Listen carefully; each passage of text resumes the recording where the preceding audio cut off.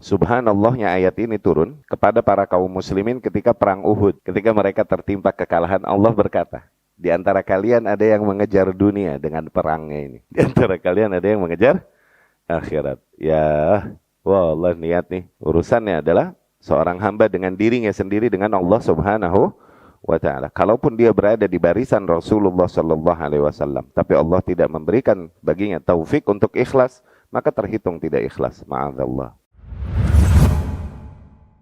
Assalamualaikum warahmatullahi wabarakatuh. Bismillah walhamdulillah wassalatu wassalamu ala Rasulillah wa ala alihi wa ashabihi wa man walah, amma ba'd. Ikhwati rahimakumullah, kita lanjutkan dari pembahasan Jami'ul Ulum wal Hikam. Al-Imam Ibn Rajab kemudian berkata, wa'lam anna an-niyyata fil lughah naw'un min al-qasd wal iradah. Dan ketahuilah bahwasanya niat dari sisi bahasa adalah semacam tujuan atau kehendak, ya. Adapun an-niyyah fi kalam al-ulama, adapun niat di dalam perkataan para ulama, taqa bimaknayain. Bisa difahami dari dua sisi, ya. Yakni fungsinya niat. Nih, yang pertama, tamyiz al-ibadat ba'dha an ba'd ka tamyiz salat az-zuhr min salat al-'asr, misalnya. Yang pertama, membedakan ritual-ritual yang kita lakukan satu dari yang lainnya. Seperti membedakan antara sholat zuhur dengan sholat asar. Atau membedakan antara puasa Ramadan, bayar hutangkah ini, atau puasa sunnahkah ini yang sedang kita lakukan. Itu yang membedakan adalah niat. Karena zahirnya, ritualnya sama. Ya. Au tamyiz al-ibadat minal adat. Juga. Di antara fungsinya, membedakan antara ibadah dengan aktivitas sehari-hari. Seperti tamyiz al-ghusl minal janabah min ghusl tabarrud wa tanzif. Membedakan mandi junub yang merupakan bentuk ibadah dan mandi yang merupakan bentuk rutinitas kita bersih-bersih yang kita lakukan sehari-hari. Ya. Kemudian makna yang kedua dari niat, bima'na tamyiz al-maqsud bil amal. Ya. Niat ini membedakan maksud kita dengan amalan kita. Yakni menentukan tujuan untuk apa kita beramal atau mengamalkan hal ini. Hal huwa lillahi wahdah. Apakah kita lakukan hal ini hanyalah bagi Allah Subhanahu wa taala, la syarikalah, tiada sekutu baginya. Am lillahi wa ghairih, atau untuk mungkin ya untuk Allah tapi juga ada tujuan yang lain. Wa hadhihi hiya an-niyyah allati yatakallam fiha al-'arifuna fi kutubihim fi kalamihim 'ala al-ikhlas wa tawabi'uh. Nah, niat yang kedua inilah yang seringkali dibahas oleh para ulama dan diistilahkan dengan nama ikhlas dan konsekuensinya. Ya. Wa hiya allati tujad katsiran fi kalam as-salaf al-mutaqaddimin. Niat dari sisi sinilah yang seringkali kita dapatkan dari riwayat-riwayat yang datang dari para salaf terdahulu. Ya. Jadi sekali lagi, ketika disebut niat, maka memaknainya bisa jadi dua sisi. Niat sebagai sesuatu yang menjelaskan amalan kita ini sedang melakukan apa? Ya, melakukan ibadah atau melakukan kebiasaan sehari-hari. Ibadahnya pun ibadah apa? Apakah ini sunnahnya atau wajibnya? Karena seringkali ibadah, zahirnya sama.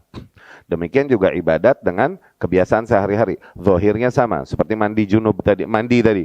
Mandi bisa mandi, rutinitas sehari-hari bisa mandi yang sifatnya junub. Ini penerapan kata niat, yakni kata niat difahami dari sisi sini, satu sisi, oke? Di sisi lain, ketika dibilang niat juga, seringkali yang dimaksud para salaf ketika ngomongin niat adalah sedang berbicara tujuan seorang hamba untuk beramal ini, apa yang dia kejar, gitu. Apakah yang dia kejar keridhaan Allah Subhanahu wa taala atau ada unsur-unsur lain yang dia kejar yang merusak ketulusan ibadahnya tersebut untuk Allah Subhanahu wa taala, enggak lagi tulus lillahi taala. Nah, niat juga bisa difahami atau dilihat ditinjau dari sisi situ. Oke. Nah, niat yang seringkali disebut oleh para salafus saleh, niat dari sisi yang kedua ini, niat yang berbicara tentang ikhlas. Ya, maksudnya adalah berbicara tentang ikhlas, sidq, tuh itu, ya, ketulusan, totalitas dan lain-lain, kejujuran di dalam beramal dan lain-lain. Ini niat yang seringkali dibahas oleh para salafus saleh. Ya, innama arada hadhihi an-niyyah wa hiya an-niyyah allati yatakarrar dzikruha fi kalamin Nabi sallallahu alaihi wasallam. Demikian juga Abu Bakar Ibnu Abi Dunya rahimahullah menyusun sebuah kitab yang dia namakan kitab tersebut Al-Ikhlasu wan Niyyah, ikhlas dan niat. Ya. Nah, ini niat dari sisi yang kedua ini yang berbicara tentang tujuan seorang hamba di dalam beramal, ya. Innama arada hadhihi an-niyyah, yang dimaksudkan adalah niat dari sisi ini.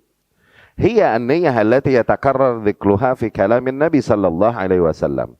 Niat inilah yang seringkali disebutkan di dalam hadis-hadis yang diriwayatkan dari Nabi sallallahu alaihi wasallam. Tarah bilafdhin niyyah, kadang dengan redaksi niat. Wa tarah bilafdzil iradah, kadang juga diriwayatkan dengan redaksi keinginan. Wa tarah bilafdhin muqarib lidzalik, atau mungkin di beberapa riwayat menyebutkan lafaz-lafaz lain yang memiliki kedekatan makna dengan hal tersebut, yakni dengan niat. Wa qad jaa dzikruha katsiran fi kitabillah azza wa jalla bighair lafdhin niyyah aidan min al-alfaz al-muqaribah laha. Bahkan demikian di dalam Al-Qur'an, niat seringkali disebutkan di dalam Al-Qur'an di banyak tempat dengan redaksi-redaksi lain yang memiliki kedekatan makna. Contoh di antara ayat-ayat yang menyebutkan niat dan maknanya, ya, dan maknanya di antaranya, ya. Tapi sebelumnya dikatakan di sini sebagian para fuqaha membedakan antara niat dengan kehendak, tapi nggak terlalu kita masuk ke arah situ yang hanya akan terlalu melebarkan pembahasan, ya.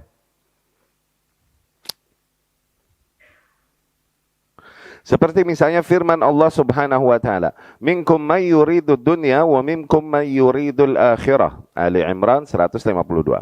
Di antara kalian terdapat orang-orang yang menghendaki dunia dan di antara kalian terdapat orang-orang yang menghendaki akhirat. Nah, yuridu. Nah, dia pakai lafaz, pakai redaksi yuridu. Ini lagi ngomongin apa? Niat. Ya, ini meniatkan perangnya untuk dunia atau meniatkan perangnya untuk akhirat. Subhanallahnya ayat ini turun kepada para kaum muslimin ketika perang Uhud.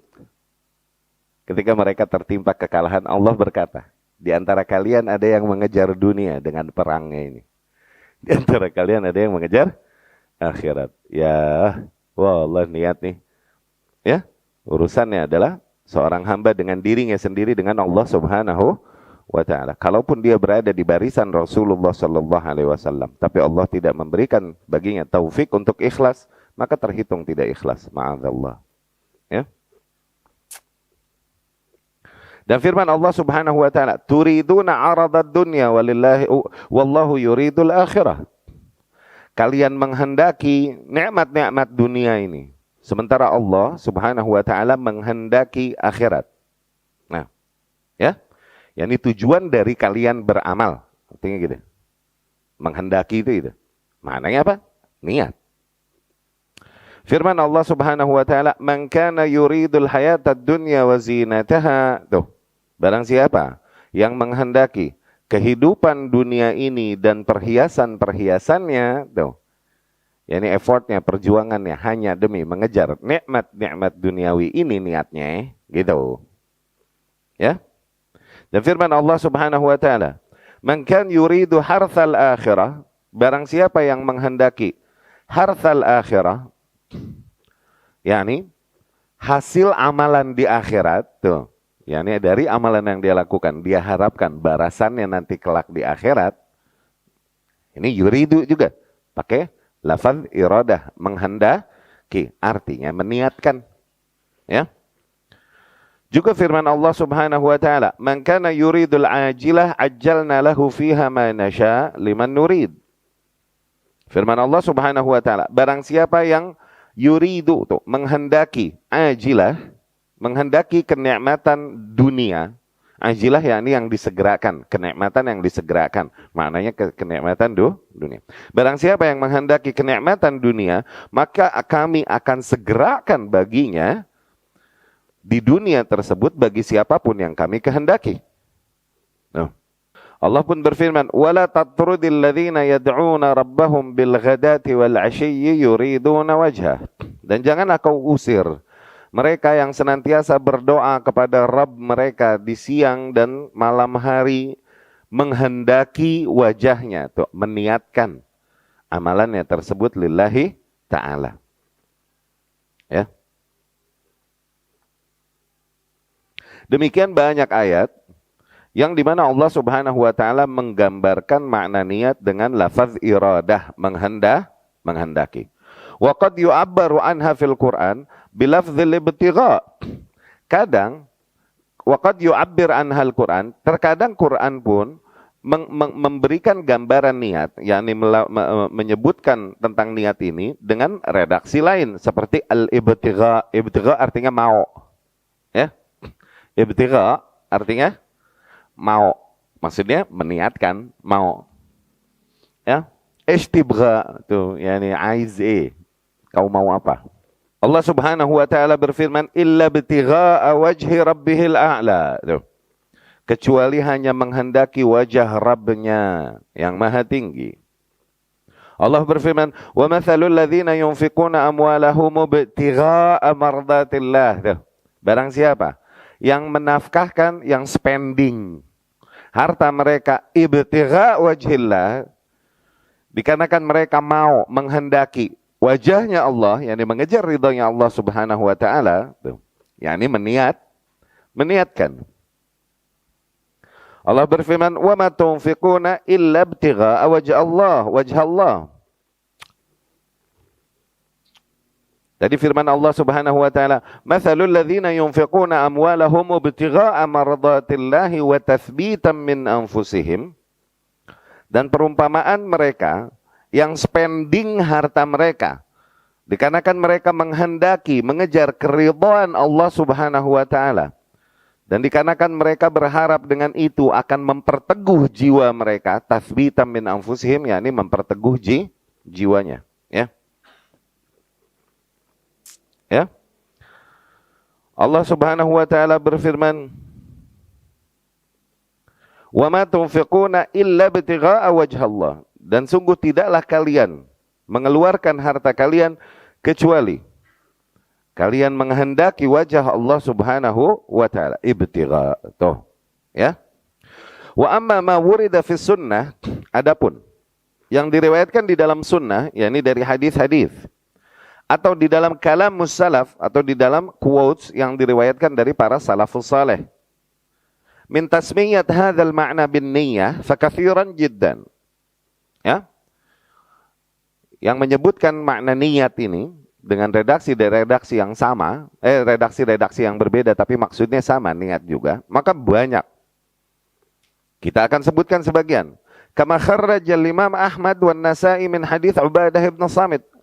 Contoh yang diriwayatkan Imam Ahmad dan Imam Nasa'i dari hadis Ubadah bin Samit radhiyallahu anhu dari Nabi sallallahu alaihi wasallam annahu qala, bahwasanya Nabi bersabda, "Man ghaza fi sabilillah wa lam yanwi illa aqalan falahu ma nawa."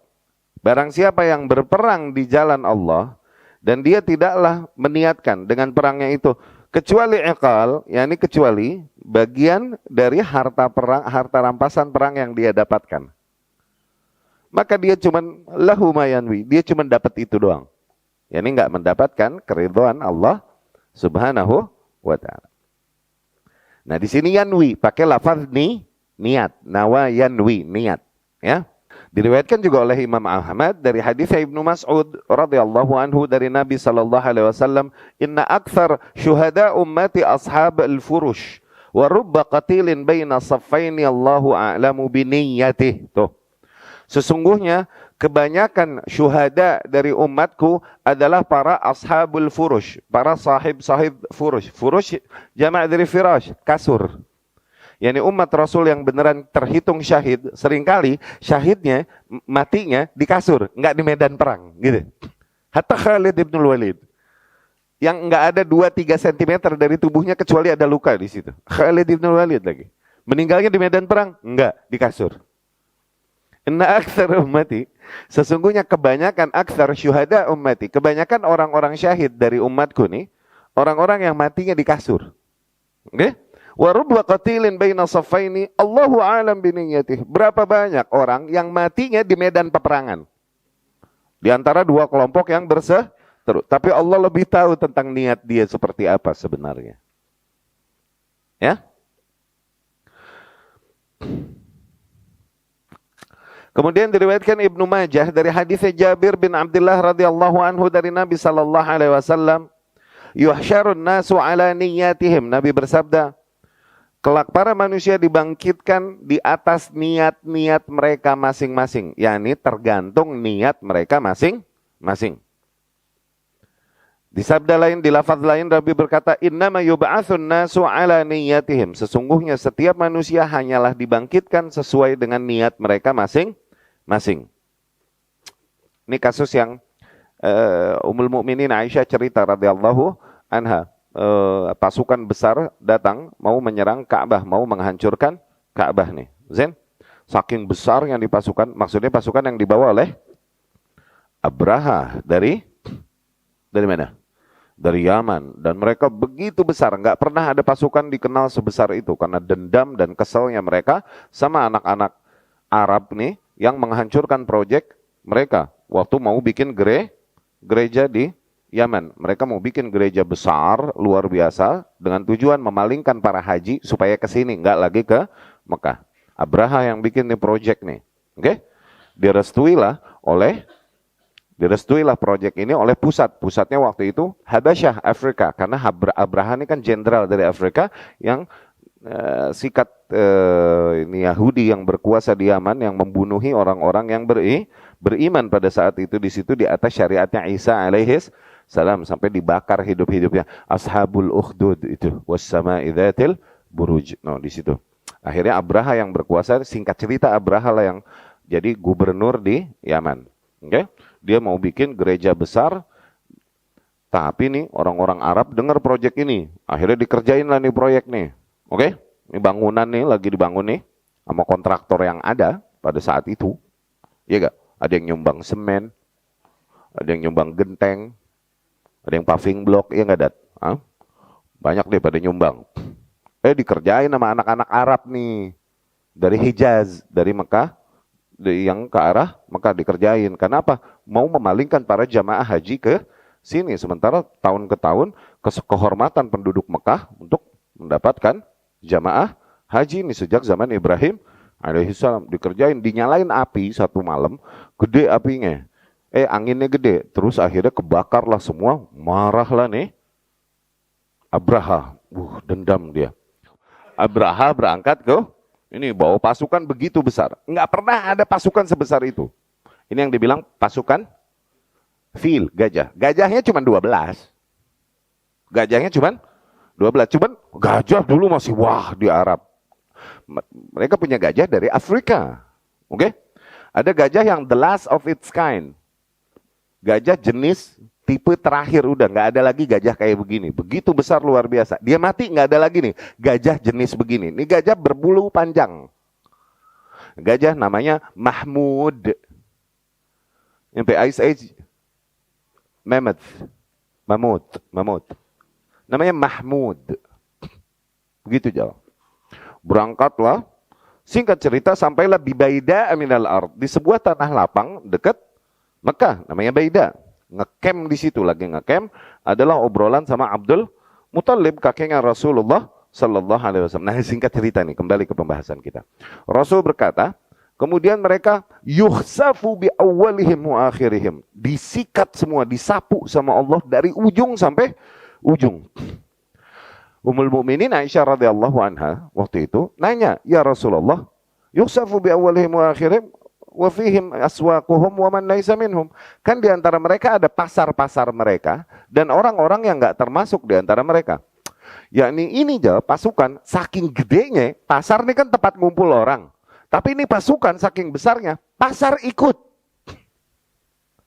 Dagang gitu kali, pasukan ada yang pengen kacang hijau, pop mie, pada ikut mau.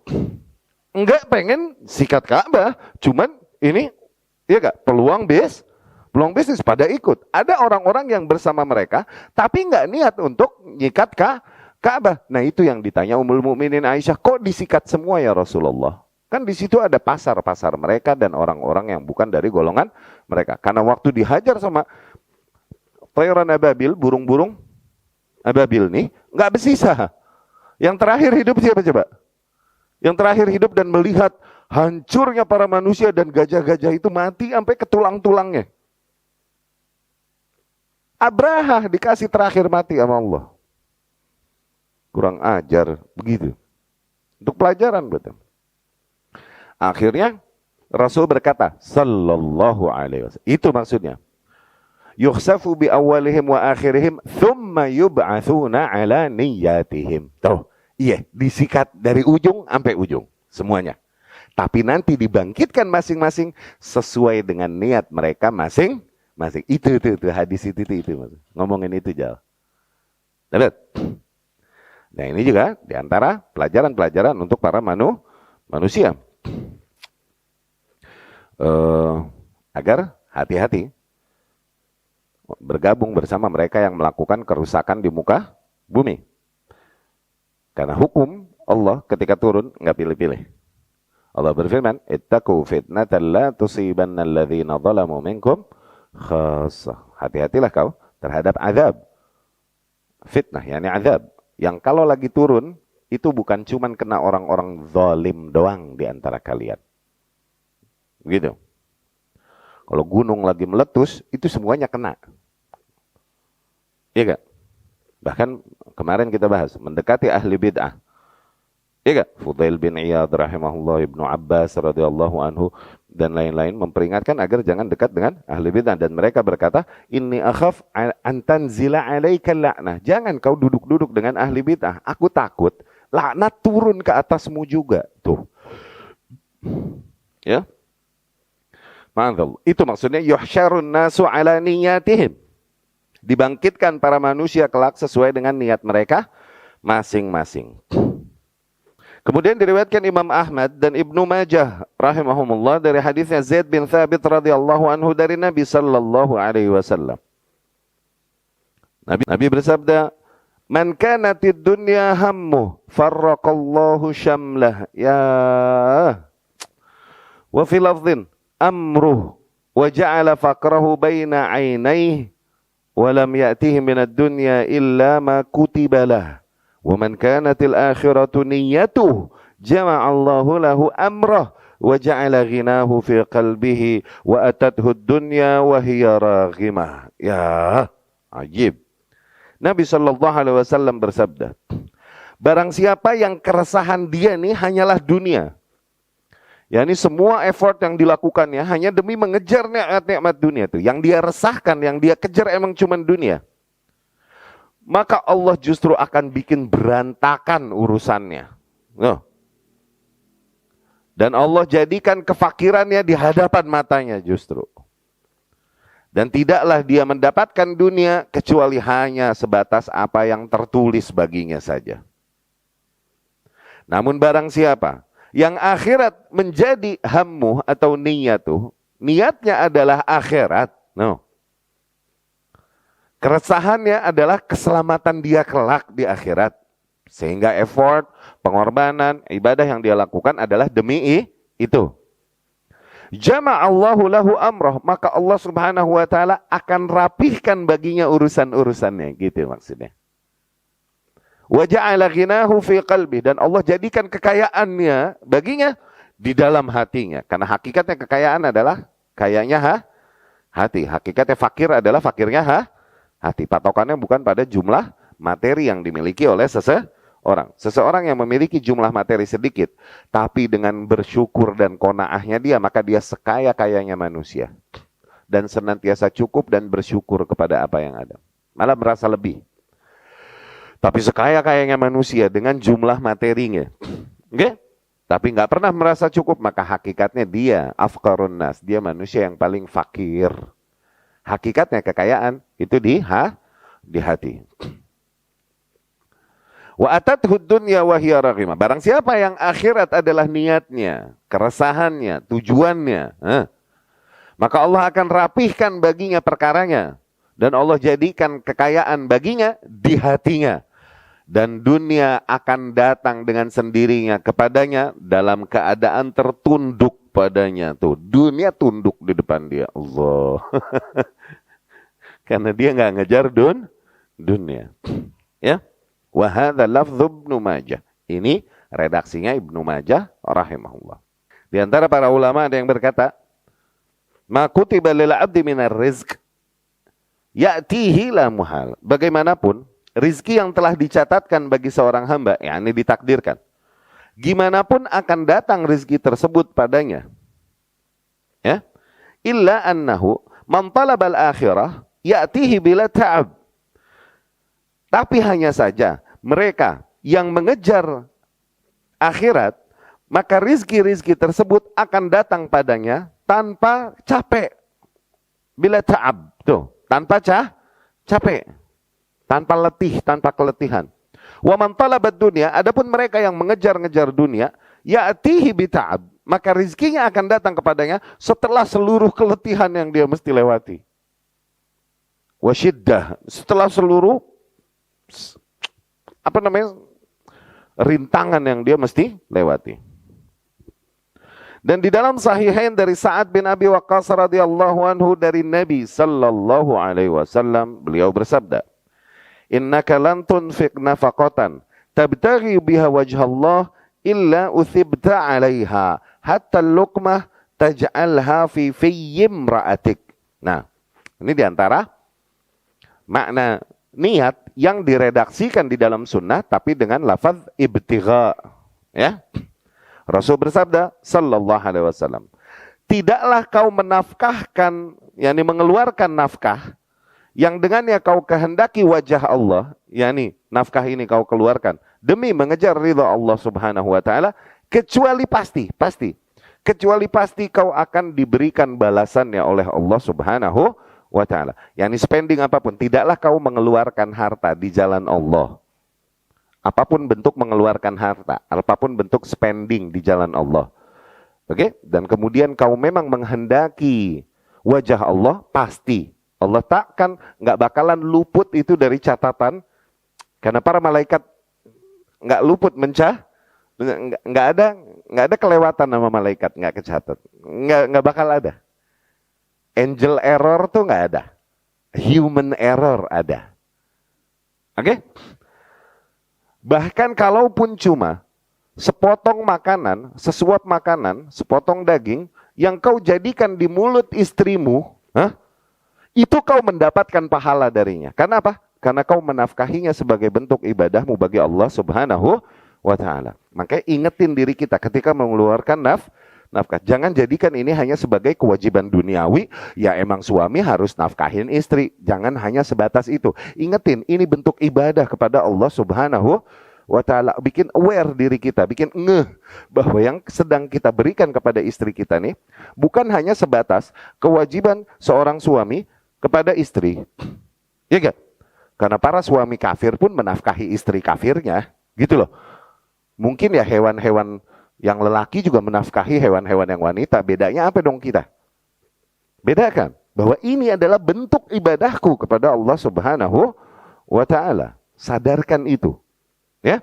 Dengan itu Allah Subhanahu wa ta'ala akan membantu kita di dalam menafkahi istri-istri kita. Istri-istri ya. Istri-istri kita. Ya. Tidaklah kau mengeluarkan harta, tabtaghi itu, dengan itu kau kehendaki wajah Allah, illa, kecuali pasti uthibta alaih, kecuali pasti kau diganjar, dibalas. Hatta al-luqmah, kalaupun cuma sahwa pun, al-luqmah yakni sahwa pun, ya, sesuapan yang kau jadikan di mulut istrimu,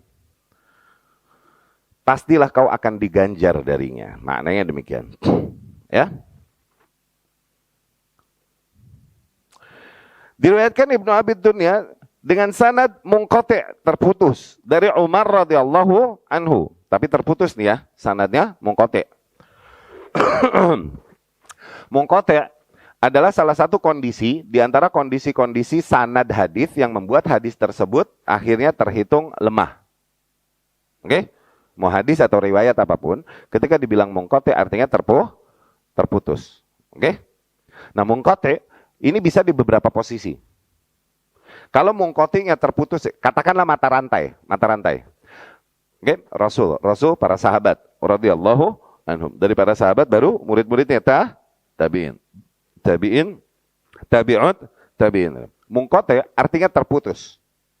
Maknanya ada mata rantai yang dimana si periwayat ini bilang dari si fulan, tapi terbukti bahwa dia zamannya nggak ketemu dengan si fulan. Berarti ada missing link nih di sini. Tuh begitu, munqati'. Z. Ya.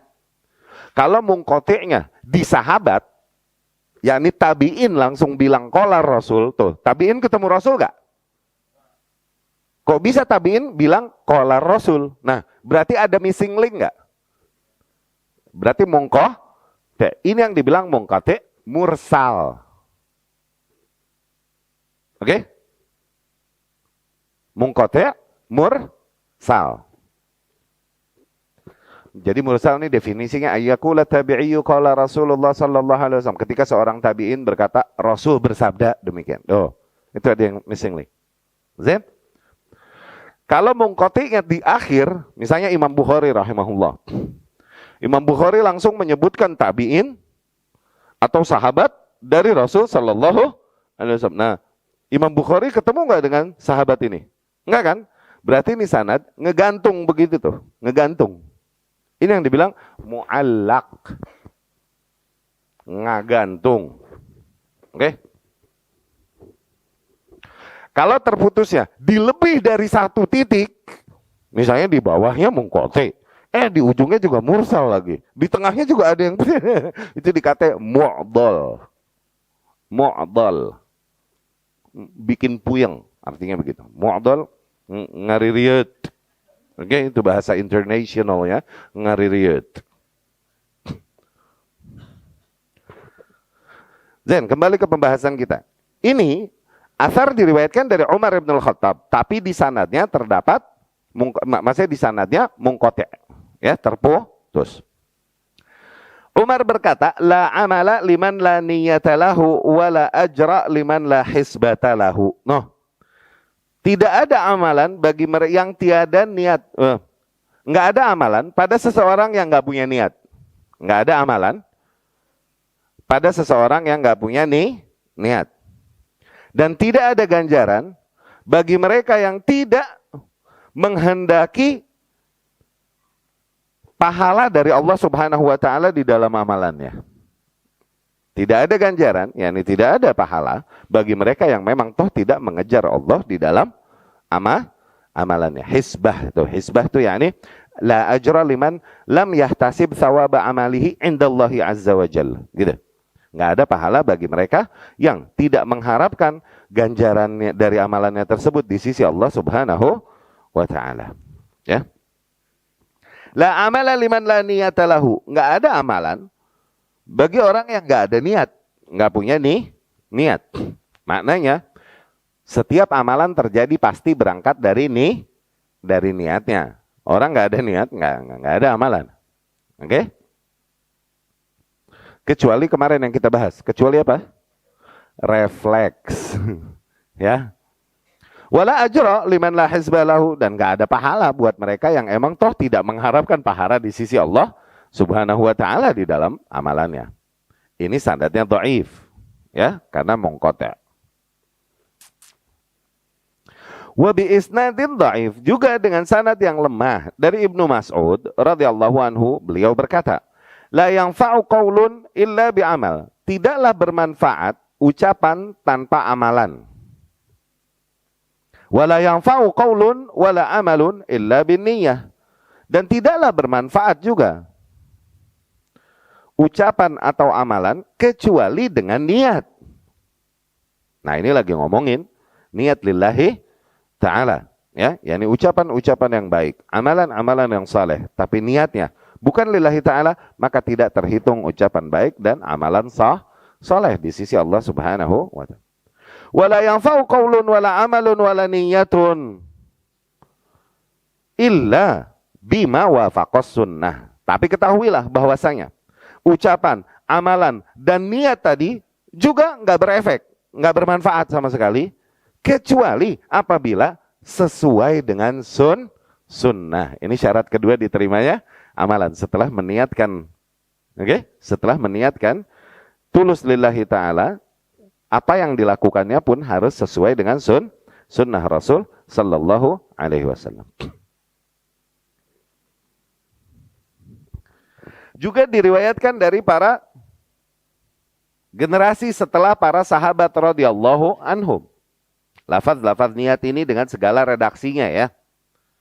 Dari Yahya bin Abi Katsir rahimahullah, beliau berkata, "Ta'allamun niyyah fa innaha ablaghu minal amal." Tuh, pelajarilah niat. Sesungguhnya itu lebih nendang daripada amalan. Tuh, ablag apa bahasanya ya? Lebih nendang itu daripada amalannya sendiri, pahalanya gitu. Pahala niat ini jauh lebih gede bisa jadi daripada pahala amalannya sendiri. Gitu. Lebih berasa daripada amalannya. Ta'allamu an-niyyah fa innaha ablagh minal amal. Ablagh yakni lebih berasa, lebih efektif dalam mendapatkan jumlah pahala gitu daripada amalannya sendiri. Berapa banyak amalan-amalan kecil ternyata Allah ganjar dengan ganjaran yang besar. Amalan-amalan yang besar ternyata di sisi Allah kayak haba'an manthura, kayak debu bulu yang di ta'allamu an-niyyah. Maka pelajarilah niat. Sesungguhnya niat ini lebih ablagh, lebih efektif mendatangkan pahala bagi seorang hamba, gitu. Daripada amalannya itu sendiri. Dari Zaid Asy-Syami dia berkata, "Inilah uhib an takuna li niyyah fi kulli syai'in hatta fi at-ta'am wa syarab." Sesungguhnya aku sangat mengharapkan agar aku memiliki niat dalam segala hal, kalaupun cuma dalam urusan makan dan minum. Ya. Dan juga masih dari Zaid Asy-Syami rahimahullah, dia berkata, "Inwi fi kulli syai'in turidul khair." Niatkanlah di dalam segala hal yang kau kehendaki kebaikan. Hatta khurujak ilal kanasah. Kalaupun cuman keluar rumah mau menuju tempat sampah, niatin itu sebagai bentuk ibadah lillahi ta'ala.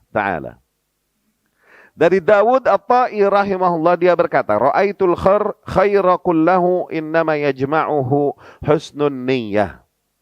Dawud At-Tai rahimahullah berkata, aku melihat seluruh kebaikan sesungguhnya terkumpulkan oleh niat yang baik. Noh, seluruh nilai kebaikan sesungguhnya terkumpulkan oleh niat yang baik. Wa kafaka biha khairan wa in lam tansab, maka cukuplah bagimu keberuntungan, kebaikan yang kau dapatkan dengan niat yang baik. Kalaupun mungkin kau tak amalkan. Ya, ini hadis Rasul ada sallallahu alaihi wasallam. Manham, barang siapa yang berniat, untuk mengamalkan amal saleh, dia dapat pahala satu dari pahala niatnya. Dan kalau dia lakukan maka dia dapat 7, 70, 700 terus seterusnya. Ya. Dawud rahimahullah berkata, "Albir himmatut taqi." Perbuatan-perbuatan mulia adalah tujuan atau obsesi bagi seorang yang bertakwa. Tuh, gitu. Perbuatan-perbuatan yang mulia adalah obsesi bagi seorang yang bertakwa. Walau ta'allaqat jami'u jawarihi bihubbid dunya, kalaupun mungkin seluruh anggota fisiknya terkait dengan kecintaannya kepada dunia, la radathu yauman niyatuhu ila asli. Tapi niatnya yang baik yang ada padanya suatu saat akan mengembalikan dia kepada aslinya, yakni kepada cinta akhiratnya. Berangkat dari tulusnya cintanya kepada akhirat. Kalaupun mungkin ada masa-masa dia terlena dan tersibukkan oleh dunia dan segala nikmatnya dan perjuangan dalam mengejar dunia. Tapi karena niatnya yang baik tersebut sejak awal, suatu saat dia akan dikembalikan kepada kebaikan tersebut, insya Allah. Tapi niat pada seorang hamba, ikhwati rahimakumullah, awas, dinamis. Selalu rubah. Maka dari situ yang paling wajib atas seorang hamba diantaranya adalah agar dia update selalu niatnya gitu. Tajdid an-niyah, memperbaharui niat, yakni update niat. Oke? Selalu. Dalam setiap aktivitasnya. Banyak-banyaklah memohon kepada Allah dengan bahasa apapun agar berikan kita keikhlasan dari aktivitas yang kita lakukan. Waktu keluar rumah, waktu mau melakukan aktivitas, bilang Allahumma rzuqnil ikhlas fil a'mal wal aqwal. Bilang dengan bahasa apapun atau dengan doa yang diajarkan Rasulullah sallallahu alaihi wasallam, Allahumma inni a'udzubika min an usyrika bik wa nahnu na'lam. Ya Allah, aku berlindung kepadamu dari mempersekutukanmu. Dalam keadaan kami sadar. Dari mempersekutukanmu di sini maknanya melakukan amalan yang dengannya aku kehendaki selainmu ya Rabb. Tuh, mempersekutukanmu tuh di situ maksudnya. Ya. Wa astaghfiruka lima la a'lam. Dan aku memohon kepadamu dari kasus-kasus tersebut apabila terjadi padaku dalam keadaan aku tak menyadarinya. Kenapa? Harus di-maintain sedemikian rupa. Karena niat adalah sesuatu yang sifatnya dinamis. Karena niat kaitannya dengan hati. Dan hati anak Adam ini, anak-anak Adam ini, alaihissalam, yakni para manusia, itu bolak-balik hatinya. Sebagaimana Rasul katakan, sallallahu alaihi wasallam, inna quluba bani Adam baina usbu'aini min asabi'ir rahman yukallibuha kaifa syam. Sesungguhnya, hati-hati anak-anak manusia ini berada di antara dua jari, dari jari jemari Allah yang Allah bolak-balikin semaunya. Ya, maka di antara maka orang-orang yang smart, orang yang pinter, dia sadar di mana dia sadar dia harus selalu menjaga keikhlasannya dan memperbaharui niatnya dengan lebih bergantung kepada Allah, memohon keikhlasan. Orang yang maghrur, orang yang kepedean, terlena. Oke? Adalah orang yang udah merasa ikhlas dan pede, bahkan berani menghukumi dirinya ikhlas. Kita nggak tahu, kita dicatat ikhlas nggak sama Allah, begitu. Ngaku-ngaku ikhlas nih, bukan sesuatu yang datang dari orang yang, maksudnya bukan hal yang tepat. Ngaku ikhlas. Wallah gue ikhlas tuh ngasih 1 juta, dia ikhlas ngaku-ngaku. Ente bisa lihat catatan malaikat atasmu ya nih. Wallahu alam, kalau mau, aku memohon kepada Allah keikhlasan. Masuk. Iya gak? Sufyan ats-Tsauri rahimahullah berkata, ma'alajtu syai'an asyadda alayya min niyati. Tidaklah aku memaintain sesuatu di dalam diriku yang lebih berat daripada aku memaintain niatku. Apa maintain? Menjaga dan memelihara. Penjagaan dan pemeliharaan. Oke? Tidaklah aku memaintain sesuatu di dalam diriku yang lebih berat tuh daripada aku memaintain niatku. Ya kan? Li'annaha tataqallab alai. Karena niat tuh bolak-balik ke atasku, yakni seiring dengan bolak-baliknya hati. Yusuf bin Asbat rahimahullah berkata, takhlisun niyyah min fasadiha asyaddu 'alal amilina min tulil ijtihad. Tuh, ketahuilah bahwasanya memurnikan niat dari virus-virus yang merusaknya itu jauh lebih sulit bagi orang-orang yang mau beramal, itu jauh lebih sulit daripada tulul ijtihad, daripada kontinunya dia di dalam beramal. Beramal berat. Ada lebih berat lagi apa? Menjaga kontinuitas di dalam beramal. Ada lagi yang lebih berat, Jal. Apa? Bersihin niatnya waktu di Allah. Itu takhlis an-niyah, memurnikan niat dari virus-virus, bakteri-bakteri yang mengotorinya, oke? Asyad min fasadiha, ini asyad, itu jauh lebih berat ke atas orang-orang yang beramal daripada tulul ijtihad, daripada panjangnya bereffort, berusaha. Wakil li Nafi' ibn Habib, ala tashadru, lewat. Baik, kita dengarkan dulu azan. Aqulu qouli hadza wa astaghfirullah li wa lakum.